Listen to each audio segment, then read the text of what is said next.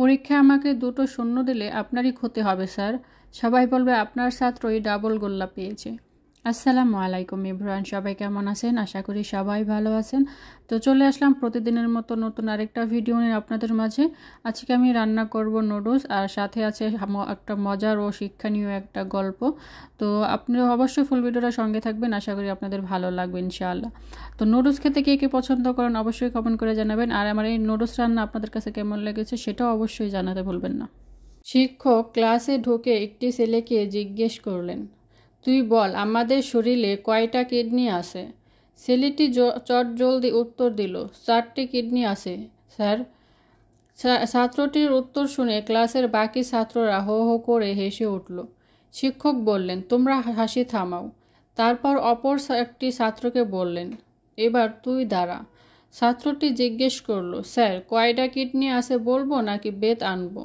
শিক্ষক বললেন, না, কয়টা কিডনি আছে বলতে হবে না, বেতও আনতে হবে না।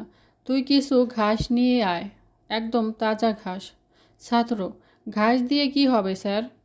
শিক্ষক, ক্লাসে একটা গাধা আছে, তাকে খাওয়াবো। এই কথা শুনে আগের ছাত্রটি বলল, যাও ঘাস নিয়ে এসো, সেই সঙ্গে 1 কাপ কফিও আনবে। শিক্ষক রেগে, কফি আনবে কেন? কফি কে খাবে? ছাত্রটির উত্তর, স্যার কফি খাবো আমি, আর যে গাধা সে খাবে ঘাস। শিক্ষক, তাহলে গাধাকে? ছাত্র, স্যার আপনি জিজ্ঞেস করেছিলেন আমাদের কয়টা কিডনি আছে।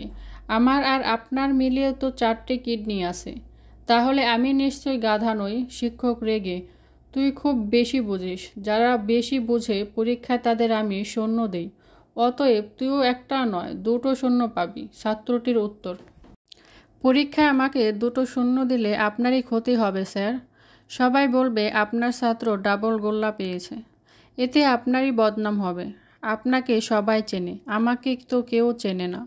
ক্লাসে একটি হাসির রোল উঠল। পরীক্ষা শেষে ওই শিক্ষক ছাত্রটির খাতায় একটা নোট লিখে রেখেছিলেন, তুই প্রতিদিন ক্লাসে যে বুদ্ধিমত্তার পরিচয় দিস, এই বুদ্ধি দিয়ে সবাইকে হাসাস, তাতে আমার বিশ্বাস একদিন আমাকে হয়তো কেউ চিনবে না, তবে তোকে সারা পৃথিবীর মানুষ অবশ্যই চিনবে। আমি তোর জন্য এই খাতায় আশীর্বাদ রেখে গেলাম। সেই দিনের সেই শিক্ষকের আশীর্বাদ পরবর্তীতে সত্যি হয়েছিল। ওই ছাত্রটি ছিলেন চার্লি চ্যাপলিন, যাকে পৃথিবীর প্রায় সব মানুষই চেনে। আমার গল্পটি আপনাদের কাছে কেমন লেগেছে অবশ্যই কমেন্ট করে জানাবেন। আমার ভিডিওটি যদি আপনাদের ভালো লাগে অবশ্যই লাইক কমেন্ট করে অন্যদের দেখার সুযোগ করে দেবেন। এতক্ষণ যারা ধৈর্য সহকারে আমার ফুল ভিডিওটার সঙ্গে ছিলেন তাদেরকে অসংখ্য ধন্যবাদ। ভালো থাকবেন, সুস্থ থাকবেন, দেখা হবে নতুন আরেকটা সময় নতুন আরেকটা ভিডিওতে।